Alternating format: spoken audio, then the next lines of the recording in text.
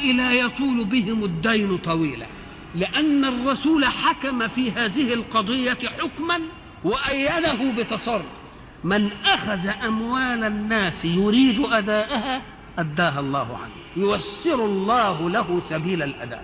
وقع رجل في كرب شديد وثقل عليه الدين حتى بلغ دينه 500 دينار وعجز عن أدائها، وكثر المطالبون بديونهم، فذهب إلى تاجر واستدان منه هذا المبلغ واشترط عليه سداده في موعد محدد اتفق عليه وذهب. ومرت الأيام والليالي والحال يزداد سوءا فوق سوء حتى بلغ الأجل وجاء موعد سداد الدين، والرجل لا يملك درهما ولا دينارا، بل ازداد دينه فوق ذاك الدين. وجاء التاجر صاحب المال يطلب ماله، فلم يجد عنده ما يسدد به الدين، فذهب وشكاه للقاضي، فحكم القاضي على الرجل بالسجن حتى يسدد الدين. فقال الرجل للقاضي: يا سيدي، أمهلني إلى الغد حتى أخبر زوجتي وأؤمن عيالي حتى لا ينشغلوا علي. فقال القاضي للرجل: وما الضمان أنك سترجع غدا؟ قال الرجل: ضماني هو رسول الله صلى الله عليه وسلم، فإن لم أرجع فاشهد علي في الدنيا والآخرة أني لست من أمة محمد صلى الله عليه وسلم.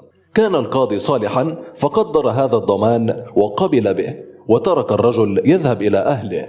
فلما رجع الرجل إلى بيته وأخبر زوجته بالخبر، ما كان من هذه الزوجة الصالحة إلا أن قالت لزوجها: بما أن رسول الله صلى الله عليه وسلم هو ضمانك عند القاضي، فتعال لنصلي على رسول الله صلى الله عليه وسلم لعل الله أن يفرج عنا ببركته.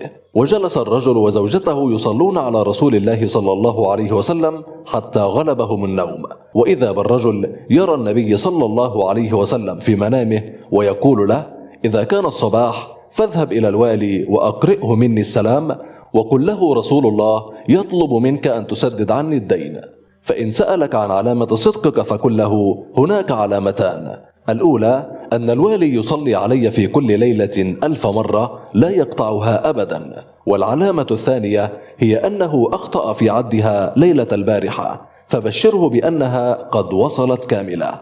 فلما استيقظ الرجل أسرع إلى والي المدينة فدخل عليه وسلم عليه، ثم قال له: الرسول صلى الله عليه وسلم يقرئك السلام ويطلب منك أن تسدد ديني. فقال: وكم دينك؟ قال: 500 دينار. ثم قال الوالي: وما علامة صدقك على ما تقول؟ فقال الرجل: هناك علامتان، الأولى أنك تصلي على رسول الله صلى الله عليه وسلم كل ليلة 1000 مرة. فقال الوالي: صدقت. وبكى الوالي. فقال الرجل: وأما العلامة الثانية أنك أخطأت بعدها ليلة البارحة، ويبشرك رسول الله صلى الله عليه وسلم بأنها قد وصلت كاملة. فقال الوالي: صدقت. وازداد بكاؤه، فأمر له ب500 دينار من بيت المال، ثم أمر له ب2500 دينار من ماله الخاص، وقال: هذه إكراما لك ولسلام رسول الله صلى الله عليه وسلم. فخرج الرجل مسرعا ليدرك القاضي ليسدد دينه ويبر بوعده للقاضي.